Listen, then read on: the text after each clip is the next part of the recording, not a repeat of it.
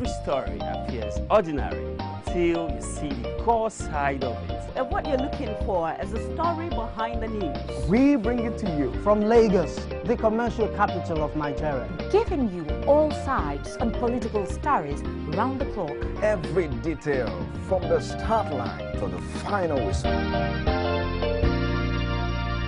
CoreTV News, expanding your view.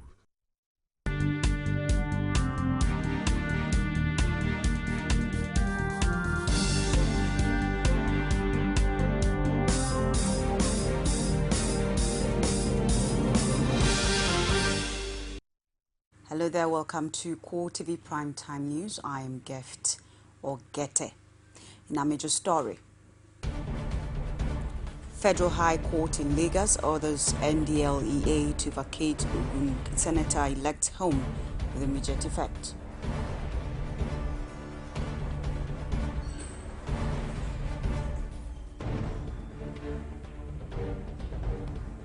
Also on this program, oil marketers begin lifting petroleum products nationwide as fuel stations resume sales.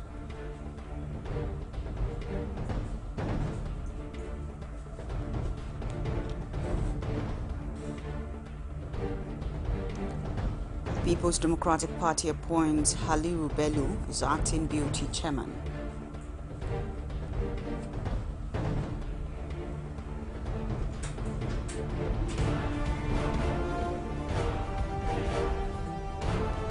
Bukola Saraki lambast fuel subsidy scheme terms it Nigeria's biggest fraud.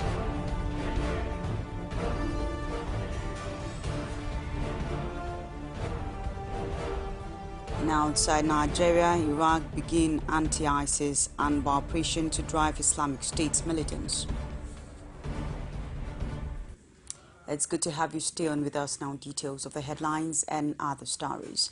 A federal high court in Lagos has ordered that more than 50 operatives of the National Drug Law Enforcement Agency to vacate with immediate effect the Lagos residence of the Senator-elect for Ogun East Senatorial District, Boroji Kashamu. Operatives of the NDLA had laid siege at Kashamu's residence in Lagos on Saturday, saying it had received a formal extradition request on Kashamu from the government of the United States of America and was coming to court to secure an extradition order. But Justice Ibrahim Buba, in a bench ruling Tuesday afternoon, pronounced the action of the NDLA sub judice and ordered the men of the Nigerian police to ensure that NDLA operatives vacate Kashamu's premises without a free-for-all. While still on the NDLEA, the National Drug Law Enforcement Agency is set to ignore a court order on its operatives to vacate the residence of Senator-elect Boroji Kashamu.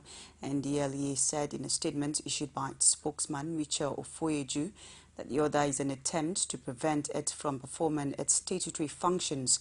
The agency insisted that it had received an order from the United States government to extradite Kashamu for drug-related offences and claimed to have served a warrant of arrest on him.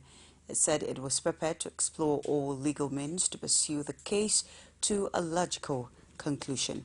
We'll now join Michel Ofoyeju. She is the head Public Affairs NDLEA. Let's try to get through.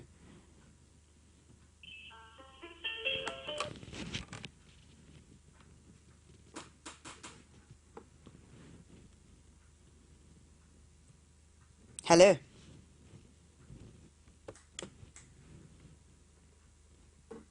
Hello.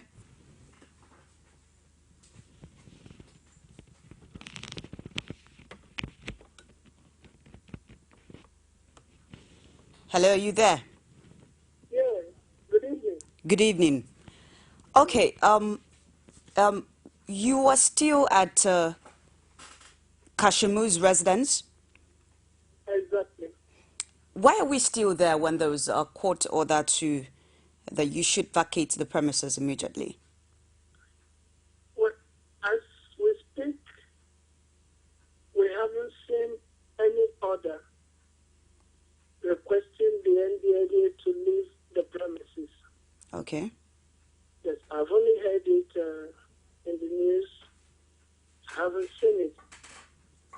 And the NDLEA has not been served any notice to that effect. All right, now that you're still there, have we been able to, I mean, the purpose in which we're there in the first place, has it been achieved? We are making progress. So how far is the progress you're making? The progress is that we believe that very soon he will submit himself to the process of the law. Mm. We have a responsibility to the Nigerian people. We are being funded by taxpayers' money, and this is a statutory responsibility we need to execute, and we are doing it within the confines of the law. Mm. So we want to appeal to Nigerians and the general public to appreciate the situation we have at hand, Okay. and for them to also support us in our effort to ensure that the right thing is done. This is both a legal issue and a moral issue. Legal in the sense that we have a request from the United States government to the Nigerian government, and we also have a valid warrant of arrest. Okay. We have a valid provisional warrant of arrest on him. Then the moral issue is he has a duty to submit himself to law enforcement. As we speak, he has locked himself up in his toilet, and this is not honorable for a man of his standing.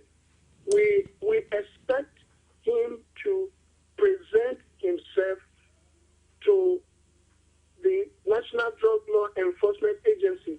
Okay. We are not saying he should come, let us go to the airport. Okay, That is Mr. not what we're saying. What we're saying is that he has been indicted by a grand jury in the United States. Let him come and face the due process of the law. Okay, Mr. Foye, sorry. Now you say he's locked himself in the toilet. You have had access into his house, as it were. Yes. Okay, and he's locked himself inside the toilet. How far can you go? That is exactly what we are saying, that he is buying time, and to us, the order he has secured at the court, if that is correct from the report we have had, is diversionary. The issue at hand has not been addressed. Now, if you get this court order, if you eventually get it, is that going to make you back off? If you eventually get this court order, because you say you have not seen it, if you eventually see it, will it make you back off? If we eventually get the order, our legal department will advise us accordingly. All right. Thank you very much, Mr. Ofoyeju. Thank you. Thank you for coming on CoreTV News. So beautiful. Thank you.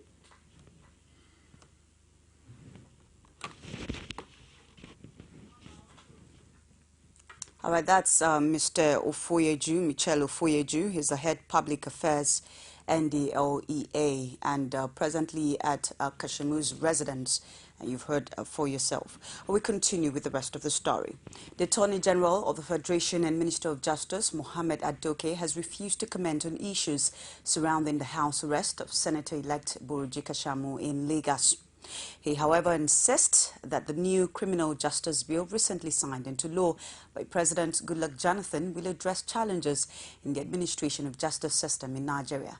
Adoke, who spoke at the public presentation of the 2015 Criminal Justice Act in Abuja, said the law will help check impunity and abuse of human rights if well implemented. Creation of the Freedom of Information Unit has contributed immensely to capacity building efforts within the ministry and the empowerment of MDAs to effectively respond to the request for information. The various advisories and guidelines and the implementation of the Freedom of Information Act 2011 have impacted positively on the appreciation of the Act and the need for proactive disclosure of information. I am pleased to note that public servants are gradually imbibing the new ethos of the Act and appreciating the need for an open government. The capacity of the ministry to discharge its mandate has been enhanced through various capacity building initiatives and programs. The capacity to prosecute complex crimes such as terrorism and economic crimes has greatly improved, as can be seen from the number of high-profile cases that the ministry is currently prosecuting under the Terrorism Prevention Act 2011 as amended in 2013.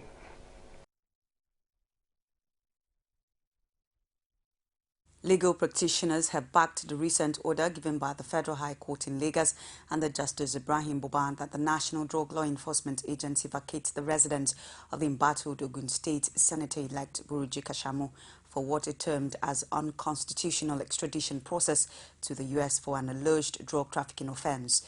The said justice would always have its course over an offender, but due process must be followed. Motayo Alo has the details. The weekend before the wake of the new week turned out very dramatic as the heavy presence of NDLEA officials at the Lekki residence of Senator-elect Buruji Kashamu on a U.S. order to extradite him into the country to answer questions of some drug-related charges. But as events will unfold, Kashamu, who remained under house arrest accusing the agency of infringing on his fundamental human right, may have gained the court's favor, who ruled that such impoundment was not legal. The same opinion shared by these Lagos lawyers. The only ground you can swap on the man is that you have every reasonable cause to believe that if he's not arrested immediately, that he will likely commit a crime the very next minute.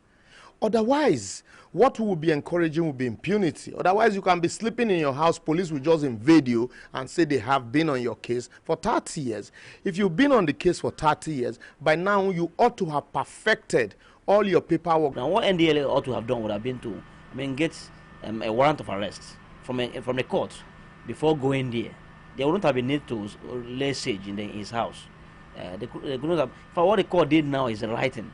Since the matter is already in court, it's list pendants, then they need not to go further, take further actions on it. According to the legal practitioners, the era of justice delayed, justice denied in Nigeria is far gone, adding that a guilty culprit will not go unpunished as long as it could be proved by law. If Buruji, even though he's elected and sworn in as a senator, maybe a few days from now, that will not debar the law from taking its course.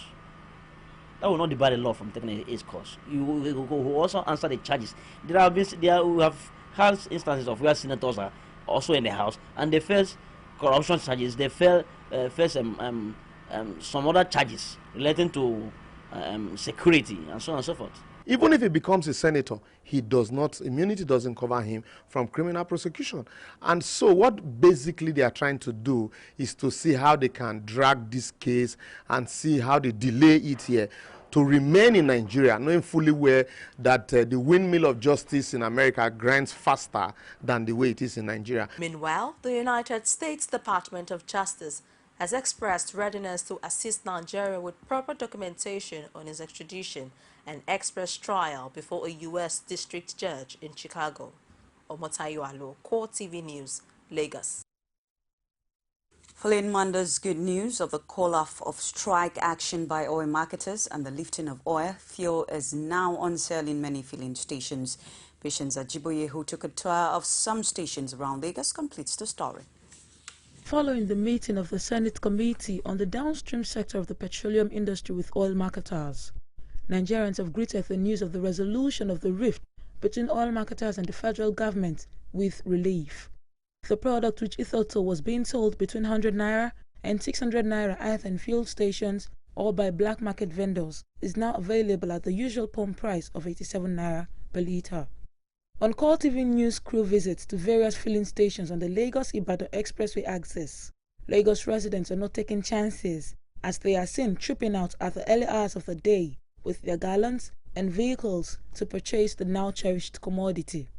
As at the time of filing in this report, some stations would rather sell into vehicle tanks than gallons, and so the gallon owners complain. I'm not happy about this country. I don't know why they're not helping the poor, these masses. The poor masses are suffering. The fuel we have, we cannot use it. Why are they suffering us? Please, just one by one. We are using from this place. No care. Please, go to other side. I'm not just no care. Grandma, not be so. Capital Oil, however, stood out, just as they did yesterday with sale of fuel where many stations had nothing to sell. But today, while other stations sell at 87 naira, Capital Oil sold at 100 naira.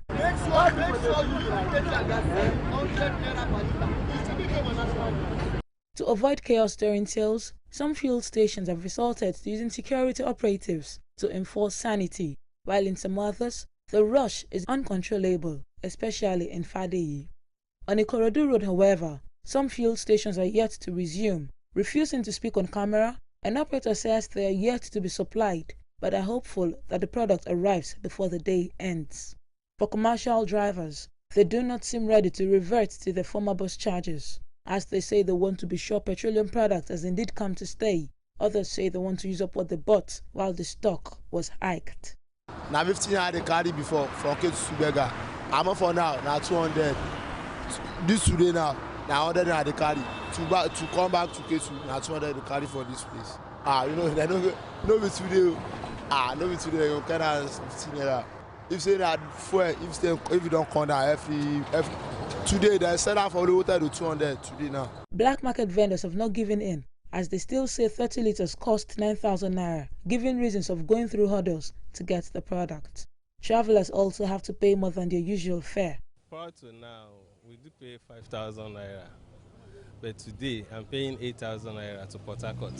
Yes, like what the driver said, he said he bought his fuel that yesterday, and the fuel he bought yesterday is what he's going to use today. So maybe the one he will buy today at a reduced price from the filling station, he will use it tomorrow. As the rush for fuel continues and more supply of the product continues, Nigerians can only hope that normalcy is restored soon. Patience Ajiboye, CoreTV News, Lagos. Fuel stations in Abuja have started receiving petroleum products.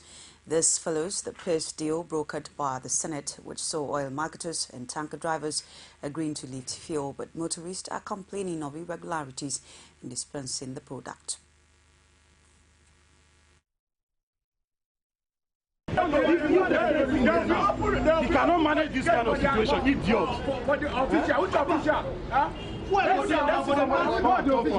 There is fuel, but some filling stations are not selling. That is the problem. Some of them are not selling. Then what are we saying? In as much as many of them can have fuel and they are not selling and refuse to sell, instead they'll be selling to the government officials that will be entering through the back door and leaving the masses on the queue. So that is very, very annoying. Government should do something about it. They bring fuel since here, I dey here. They no give us for filling station. They make people enter for this gate. Now 2 gates they get now for this filling station. They not allow people at the follow line to enter. Now they cry. Maybe I go sleep for here till tomorrow. You go get the fuel. Despite the decision by fuel marketers to start the lifting of fuel, commuters in the Federal Capital Territory Abuja are still having to trek long distances to work. This is owing to the continued hike in transport fare, which is yet to abate. Commuters who hitherto wait to board vehicles have been rushing to get into the new buses available.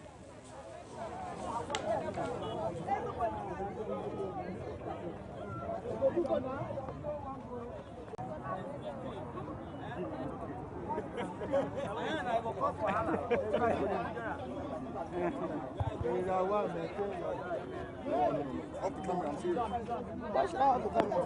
can get off the view now.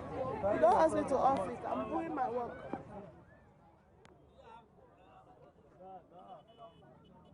One of the two senators, Jocelyn for the Senate presidency, has described the fuel subsidy scheme as one of Nigeria's biggest frauds. Senator Bukola Saraki, who is also the chairman of the Senate Committee on Environment, claimed that $32 billion have in the last 6 years been paid to people who lacked capacity for fuel import. He also argued at the news conference in Abuja that it would be better for the incoming government to remove fuel subsidy than to continue to sustain an inefficient and corrupt system. So it continued, the party continued. The former Kwara State governor has his sight firmly on the Senate presidency, but he's also keen on proving that he is sound enough to discuss national issues intelligently. The man who first drew attention to what is now known as fuel subsidy scam is convinced that the scheme had for years been a drain pipe on the nation's resources. Sustaining that subsidy is just allowing those few people to continue to do business as usual. Because once they are doing it, everybody's in business. The government officials, NNPC, they're in business. The people at the ports, they're in business. The police SSS are in business. Then when you now even come to us on the legislative side, there's also business. Because you're investigating the people, and they're in business too. So when you see the whole thing, it's just a big racket. He insists that the system is flawed and will not mind if the incoming government removes fuel subsidy. You know, I've always said from day one that one of the problems was, at that time, was that the subsidy itself was not the issue. It was the management of the subsidy itself that was now is a golden opportunity, I see, because the crude oil price has come down. Even if you remove the subsidy, the price today is not a price that it's not bearable. When it was 100 and something, I can see the issues. But now at crude oil 50, 60 or whatever it is, I think PMS landed today, even at the deregulated market, is not more than 110, 120. I mean, it is still more than what we're paying today. In the midst of all this, Saraki is still keen on leading the 8th Senate. He maintains that competence and capacity should be the major determinant for leading the executive or legislative arm of government. Running government nowadays has a lot to do with capacity and ability. I mean, you might be a nice guy, you might be a very friendly guy, you might be this, but really, as I said, running government now is like running companies. You've got to be able to look at the person and say, okay, does this person have the capacity to do it? Saraki insists he has the backing of majority of APC senators-elect. To prove this, the Kwara Central Senator produced a document signed by federal lawmakers who have opted to support his aspiration. It's CoreTV Primetime News. We'll take a break and return with more stories. PDP appoints acting BOT chairman. Find out more after this time out. Women share the most amazing thoughts on national issues, and they do it passionately. For most men that are educated, that are exposed, will see nothing to it. The population and the level of poverty made me cry. No infrastructural development whatsoever. And you tell me Lagos is working? That was an accident, and it was a one-off thing. Other than that, there has never been any situation in Nigeria where a Nigerian attacked anybody just because of where they came from. Sharing the adorable word of women in politics every week, only on CoreTV News. Welcome back. Good to have you. Stay tuned now to the rest of our stories. But before we do that, let's remind you of our top stories. Federal High Court in Lagos orders NDLEA to vacate Ogun Senator-elect's home with immediate effect.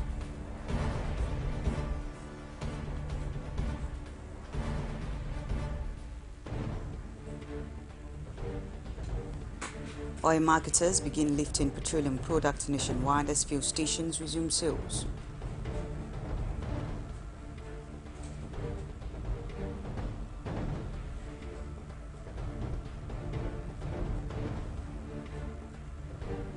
People's Democratic Party appoints Haliru Bello as acting BOT chairman.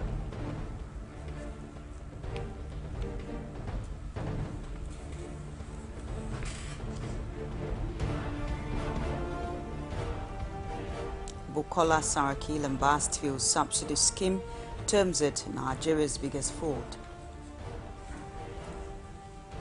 And you can also catch us on our social media platforms on Facebook, facebook.com/CoreTV News. On Twitter at CoreTV News NG. And on YouTube, we have youtube.com/CoreTV with the space news.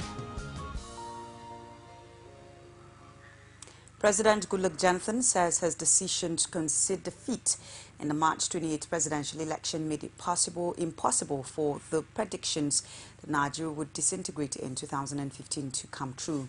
Jonathan stated this when he received members of the Universal Peace Foundation who conferred on him an award of peace-loving global citizen at the presidential villa, Abuja. He also noted that his decision to convoke the National Conference was informed by the need to address the issue that tend to divide Nigerians. So I believe that for us to hold any office that we want to, we must have a nation. Of course, you talked about the prediction. Everybody knew about the prediction. And anything could have made that prediction come true. After all, we fought a civil war for about 3 years before as a nation. And we have our challenges. Of course, the National Conference. The idea of that conference is to look at these weak cleavages we have in this country. And we just finished that conference.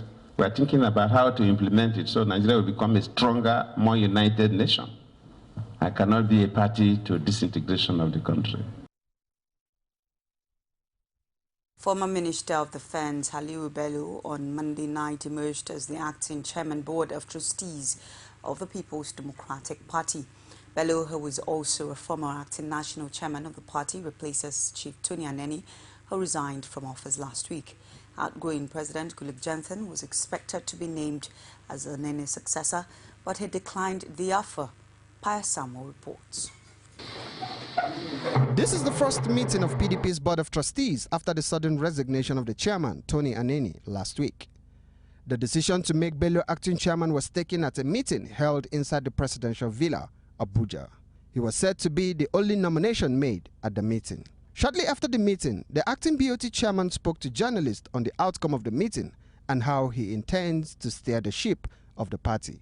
I'm very happy to accept the responsibility of chairing the Board of Trustees for this period when we want to start the process of repositioning our party to get ready for the 2019 election. The meeting was presided by Goodluck Jonathan, and it also had the Vice President and Senate President in attendance. But that did not change the face of what the members expect from the meeting.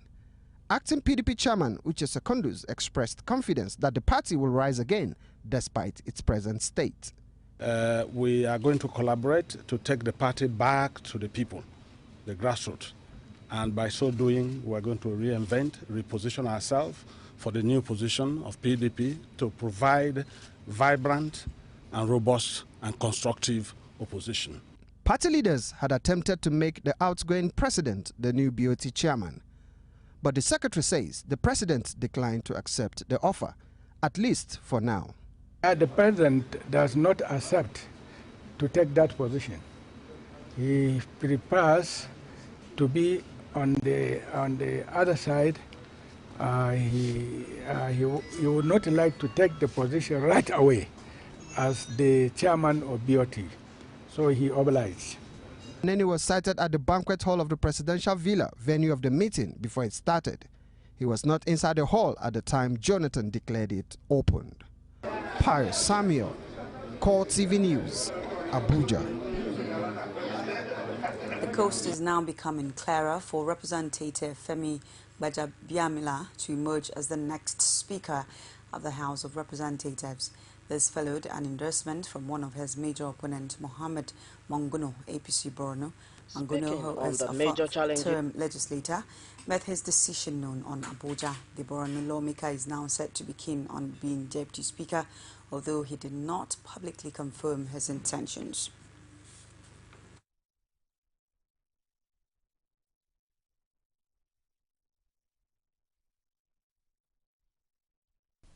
I am withdrawing from the contest to the exalted office of the Speaker of the House of Representatives, and I am formally stepping down to contest for the office of the Deputy Speaker of the House of Representatives on a joint ticket with Honorable Femi Bajabiamila as Speaker of the House of Representatives. The All Progressives Congress has denied claims that its National Working Committee has decided to zone the Senate's presidency to the North Central and the Speaker of the House of Representatives to the Southwest. The party insists that nothing like that ever happened.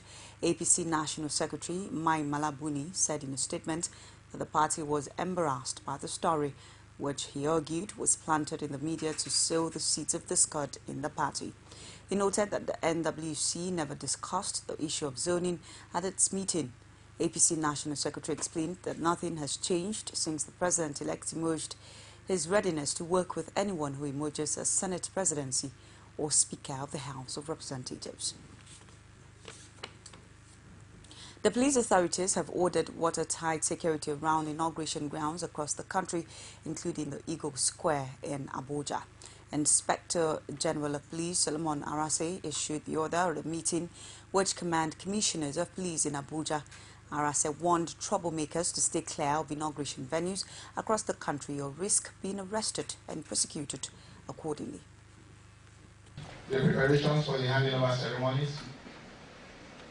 That is one of the reasons why the commissioners, they are going to brief us to tell us how prepared they are, their state of preparedness, to ensure that there is no breakdown of law and order, that the ceremonies, they go peacefully, both in the federal capital and in all the states of the Federation. The officers that we sent across the length and breadth of the country to go and ensure that the enforcement of our directives on roadblocks and intelligence-led policing, they have reported back. Before the officers you leave, we are going to show you pictorials, bullet points of what they came up with, so that you could see what is happening in your various states.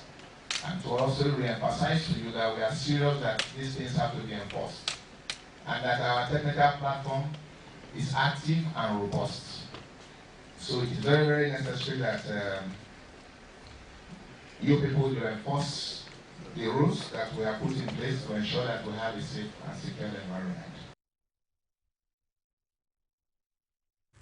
As the administration of President Goodluck Jonathan ends in a few days' time, Nigeria will experience a new political era, as the President-elect Muhammadu Buhari will be sworn in after 16 years under the leadership of the People's Democratic Party. Nigerians have, however, expressed their expectations from the incoming APC government. Rashid sampled people's opinion and sent in this report from Ekiti State. On the 29th of May 1999, Nigerians welcomed a new democratic era, and 16 years later, it's again making history as a ruling party has been sent out of power by an opposition for the first time. With the change mantra, Nigerians are expectant of the change promised by the incoming government. But to the outgoing Minister of State for Works, Dayo Adeyeye, nothing much should be expected from the Buhari-led government, stating his readiness for probe. I am not going to anywhere. After 29, even for the next 2-3 months after 29, I am working. I am here in Ekiti and Abuja. This government that I have served, history will vindicate it. There is euphoria about a new government coming. Let them come in and let us see what the miracle they will perform. But to former governor of Ekiti State and forerunner of the APC presidential campaign, Kayode Fayemi, the Buhari-led government, when inaugurated, will benefit the people. It goes without saying that the incoming government will protect all Nigerians. The government will be a government of all Nigerians. Those who voted for General Muhammadu Buhari, those who did not vote for him, those who did not vote at all. They are Nigerians and they deserve to be protected by our government, and our government will protect all. In the words of Bamidele Olumilua, former governor of the old Ondo State, Muhammadu Buhari must take away the pains of Nigerians. And what are the pains we have been experiencing going through in the last 4 years? People are not paid even in the civil service, and that has a backward effect on the generality of the people. Because a good number of the people are civil servants, a good number of the people are teachers, a good number of the people are people who serve in between. So the pains come from lack of resources to distribute to the people. As the inauguration comes in a matter of days, the expectations are no doubt high, as Nigerians expect positive change as promised by the All Progressives Congress. Rashid, CoreTV News, Ado-Ekiti.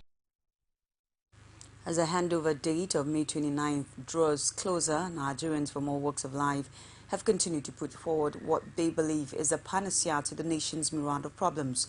Ajibade Awofeso, our Imo State correspondent, met with the President, International Institute for Microcredit Administration, on what the priority of the incoming administration should be.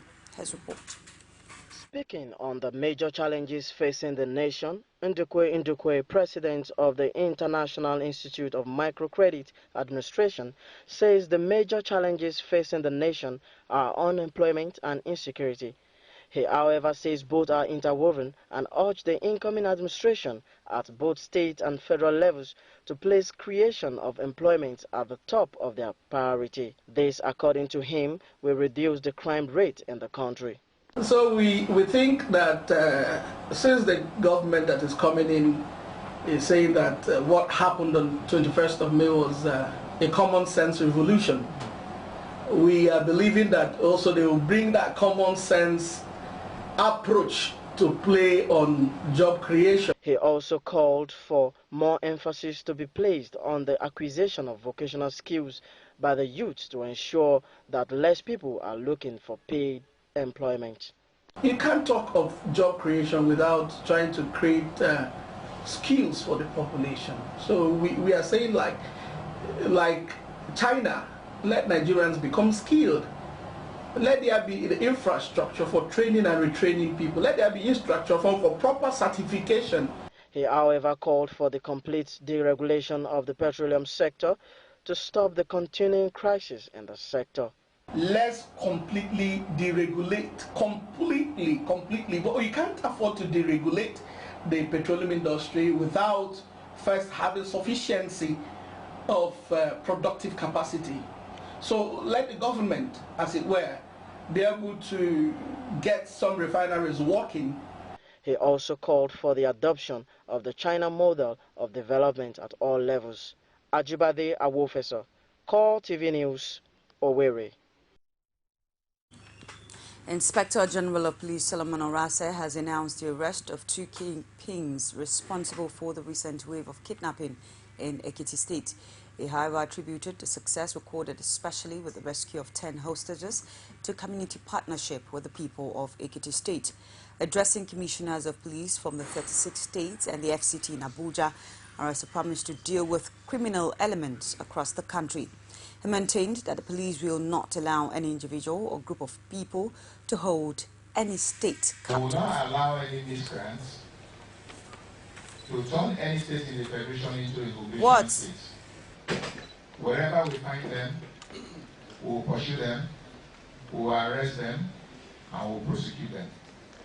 So I want to thank the officers who went into Edo State and Ekiti State. Ekiti State is also heartwarming that we were able to, through community partnership, rescue the 10 victims. And as at this morning, we have arrested the kingpins, two of the kingpins who were responsible for the kidnapping syndicate at Israel. The Edo State Governor Adams Oshiomhole has emerged as the new chairman of the South Governors Forum, following a meeting which is recorded as the first to be held shortly after the unveiling of the Calabar International Convention Center. The governors of the Braced Commission unanimously endorsed the Edo State Governor, following his wealth of experience with other South State governors believe can be beneficial to the region. Adams Oshiomhole, speaking after unveiling in Calabar, the International Convention Center in Cross River State, South Nigeria, described the center as beautiful image to Nigeria's tourism sector. Speaking on the importance of the 5,000 capacity Calabar International Convention Center to the South region, the new chairman described the edifice as a well-packaged parting gift from Lielimoke to not just Cross River, but the South region and Nigeria as a whole. The group comprises of Bayelsa, Rivers, Akwa Ibom, Cross River, Edo, and Delta states, and had in attendance representatives who were part of installing its new leadership. As the hope of stable electricity continues to be a mirage in the country, Lagos State Governor Babatunde Fashola says determination and proper plan are key to breaking the shackles of poverty and epileptic power supply in Nigeria. Fashola made the disclosure at the commissioning of a 12-megawatt independent power project at the Lekki Free Trade Zone. Abiola Oluwole has more on the story as presented from our studios. Obviously, the adoption of various strategies by successive administrations in Nigeria have not yielded the desired result, as stable electricity remains elusive across the country. The commissioning of the 12-megawatt independent power project at Lekki Free Zone is the sixth of such by the outgoing administration, says Governor Fashola, who attested to the fact that stable electricity supply is not rocket science. This power thing is technology that is well over a century old. So let nobody come and tell us that we can't have electricity. Anybody who says that, nobody says. We can build as much power as we want if we are determined as a people to do so. Fashola says accomplishing stable power will assist in solving the unemployment challenges in the country. If we don't have power, at the same time we have unemployment, something is wrong. Because building Nigeria's power alone over the next 5, 10, 15 years is an industry of its own and unemployment. Just trying to connect Lekki power plant to parts of Korea and Victoria, laying cable alone, we employ 150 people just to lay cable. The chairman, Lekki Development Company, Shegun Chawando, says the facility will attract both foreign and local investors to the state. The Lekki Free Zone is now truly open for business investment. It is my belief that in no distant future, the Lekki Free Zone will have been fully developed and functional to the benefit of the coast communities, Lagosians, and Nigeria at large. As Nigerians continue to clamor for stable electricity, experts say that adopting modern strategy will assist the incoming Buhari administration in breaking the chains of unstable power supply in Africa's most populated country. The economic situation in Plateau State has been described as unbearable by residents of the state who decry the lack of basic amenities such as electricity, water supply, transportation, and non-payment of workers' salaries, which has also led to an industrial action that has left economic activities in the state at a standstill. Our correspondent has details of his interaction with residents of Plateau State in this report presented from our studios. The hitherto busy roads of Jos, the Plateau State capital, are now a shadow of themselves due to the acute scarcity of petrol and diesel in the state, resulting in motorists abandoning their vehicles. Everything is actually at a standstill. Nothing is going on. In fact, life has almost turned to the big people's life. It's even better now to even stay in the village. Here in the city, you are in the city and no light, no water, no network, mobile network. The banks are even saying that they will not be closing by 1 p.m. I wonder how life would be. The ongoing state and local government workers' strike in Plateau State has worsened the situation as heaps of dirt are now seen across Jos, the state capital, while hospitals and other essential service providers lay back at home due to unpaid salaries and other emoluments.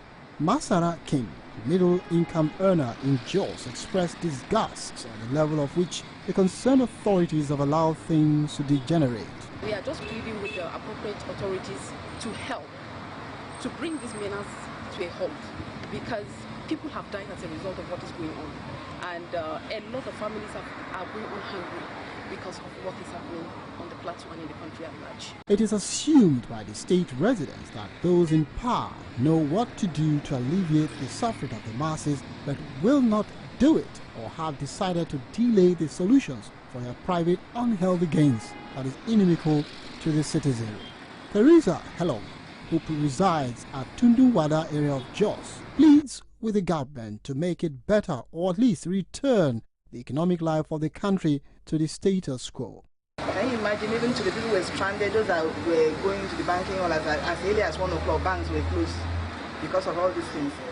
it is really, really putting pressure. So whoever is in charge of all these things should look into it and see how they can make life, at least for the common man, to enjoy life as it used to be. It's CoreTV Primetime News. We'll take another break and be back with business, sports, and stories outside Nigeria. Please do stay with us. Every day of the week will bring to you divergent views on news making the headline. If people who commit crime are being rewarded with national honors, with national appointments, then where are we going in this country? It's not about whether it was Jonathan or whether you are going to have a Buhari.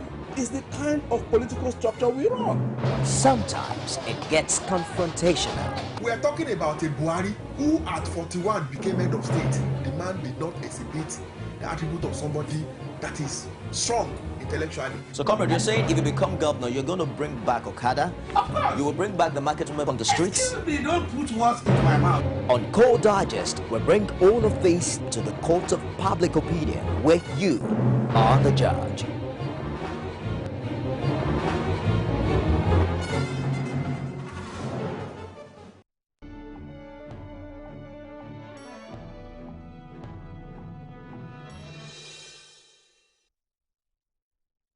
Welcome back. Now time for business.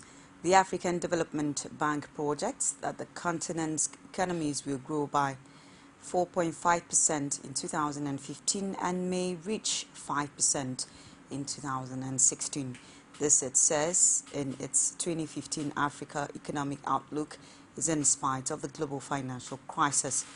ADB, however, noted that lower oil and commodity prices, uncertain global conditions, the consequences of Ebola outbreak in West Africa, and domestic political uncertainties could delay an expected return to pre-2008 levels of growth.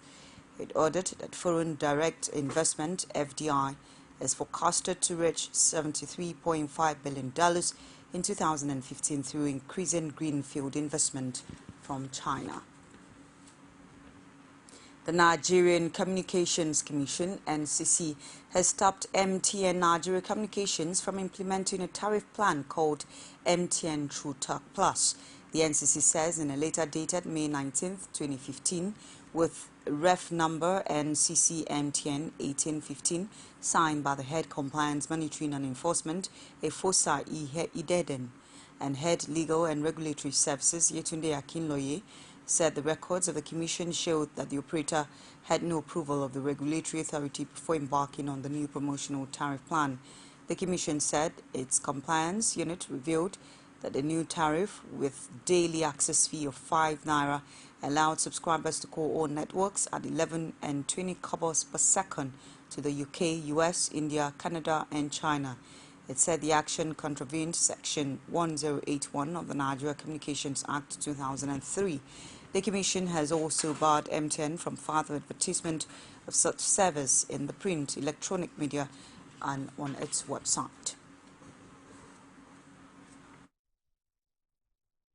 It's now time to join Sabina Izoku on Stock Market Report. Over to you, Sabina. CoreTV News Stock Market Report. Hello there and welcome to the Stock Market Report segment with me, Sabina Izoku. The equities transaction on the floor of the Nigeria Stock Exchange ended on a positive note today as the Nigerian All-Shares Index appreciated to 0.43% to close at 34,298.64 basis points. The market capitalization increased to close at 11.65 trillion naira. In all, a total volume of 557.6 million units of shares valued at 3.71 billion naira were exchanged in 3,663 deals. And on the top gainer side, 40 oil topped the chart to close at 185 naira with a price difference of 7 naira 20 kobo, followed by Dangote Cement, Nestle, Presco and Julius Berger. And on the flip side, separate oil topped the chart, followed by Nigerian Breweries, Okomo Oil, Equitrust National Incorporation and Owando Oil. And for the top trade side, WAPIC Insurance topped the charts, followed by United Bank for Africa, Access Bank, Learn Africa, and First Bank Nigerian Holders. Just before we wrap up the stock market report, here's the currency trade for today. I am Sabina Izoku.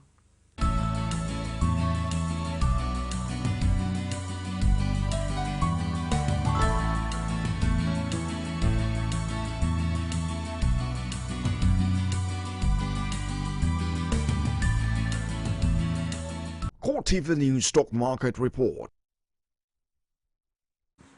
Thank you so much, Sabina. There you have it, stock market report, and now to sports. Nigeria striker Azeezat Oshoala has been announced winner of the maiden BBC Women Footballer of the Year award on Tuesday.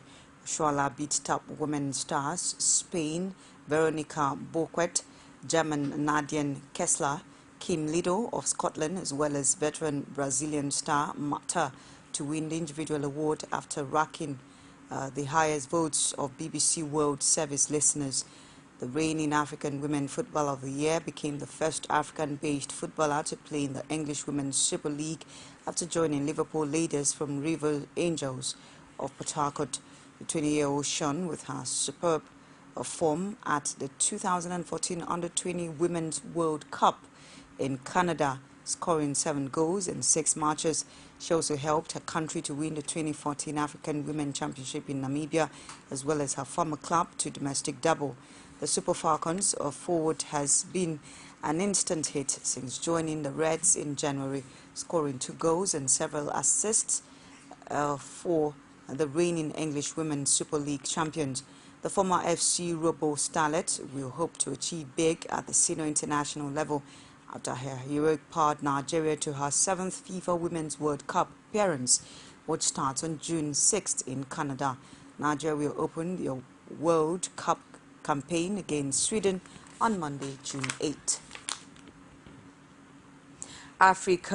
Nigeria's under-20 national team, the Flying Eagles, has arrived in New Zealand for the 2015 FIFA Under-20 World Cup, which begins on May 30. The African champions left their training camp in Nuremberg, Germany on Sunday and flew via Frankfurt on a hectic 25-hour flight across 3 continents before arriving in New Plymouth. The 28-man delegation, including 18 players and 10 officials, landed in Dubai from Frankfurt on Monday morning before heading for Melbourne, Australia. They later connected a flight to Auckland, the capital of New Zealand, from Australia after being airborne for 18 hours, 35 minutes on Tuesday morning. At the Auckland International Airport, the Flying Eagles team was joined by Manchester City youth team striker Kelechi Iheanacho. They flew together to New Plymouth, where they will play their preliminary matches. The Nigerians will camp at the Quality Hotel Plymouth International and will continue final preparations for their first training scheduled for Wednesday afternoon at 1 o'clock. Manu Gaba's lads have been drawn against Brazil, Korea, DPR and Hungary in Group E. Nigeria, the African champions, will begin their campaign for glory against Brazil on June 1st in New Plymouth. Former Nigeria international Christian Chukwu is convinced that the professionals in the Nigerian league are capable of prosecuting the match against Chad rather than Stephen Keshi calling on the overseas-based players. The former Nigeria captain believes that while not underrating the Chadians, the players in the Globe Premier League are experienced and talented enough for the work at hand. The retired defender and another ex-international, Mutui Adekbuju, also believe that Keshi is right in leaving out 2 of the country's strikers, Emmanuel Emenike and Brown Ideye, from the list of the overseas-based players called for the Rwanda 2017 Africa Cup of Nations qualifier. As the Eagles aim to return to continental glory, Keshi on Monday released a list of 15 overseas-based players to join the 26 home-based players for the AFCON qualifier against Chad on June 13 in Kaduna without the dwarf. Top seed Serena Williams made swift progress into round 2 of the French Open on day 3, but last year's semi-finalist Eugene Bouchard was beaten. Williams, the champion at Roland Garros in 2002 and 2013, beat Andrew 6-2, 6-3, but Canadian 6th seed Bouchard lost 6-4, 6-4 to France's Kristina Mladenovic, the world number 44, her 8th defeat in 9 matches. Men's 10th seed Grigor Dimitrov lost 7-6, 9-7, 6-2, 6-3 to African Jack Sock. Men's title favorite Novak Djokovic and Rafael Nadal. 7th seed David Ferrer saw off Lucas Lacko 6-1, 6-3, 6-1 to record the 300th clear court win of his career, while women's 4th seed Petra Vitova survived a scare before beating New Zealand's Marina Erakovic 6-4, 3-6, 6-4.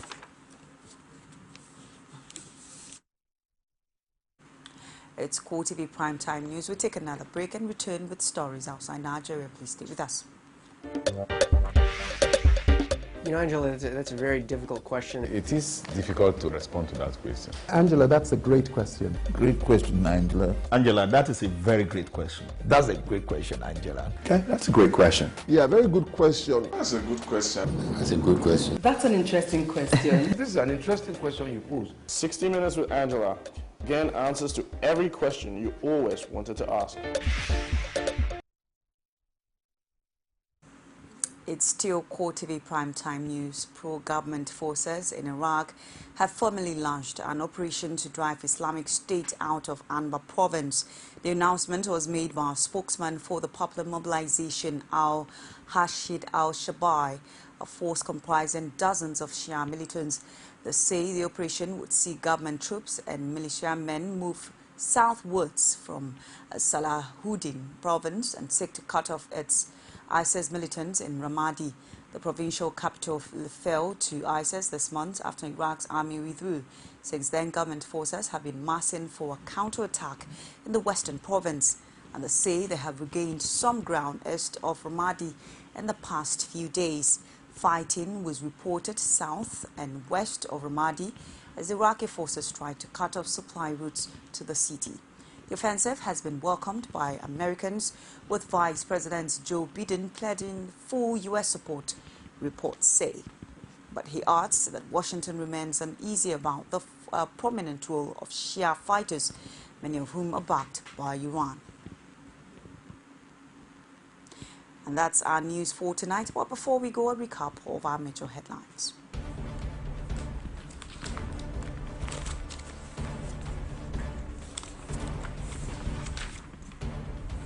We told you that the Federal High Court in Lagos orders NDLA to vacate Ogun Senator-elect home with immediate effect.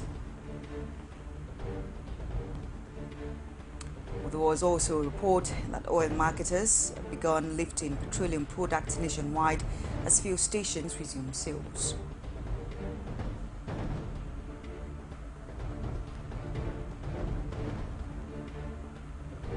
You also heard from CoreTV News that the People's Democratic Party appoints Haliru Bello as acting BOT chairman.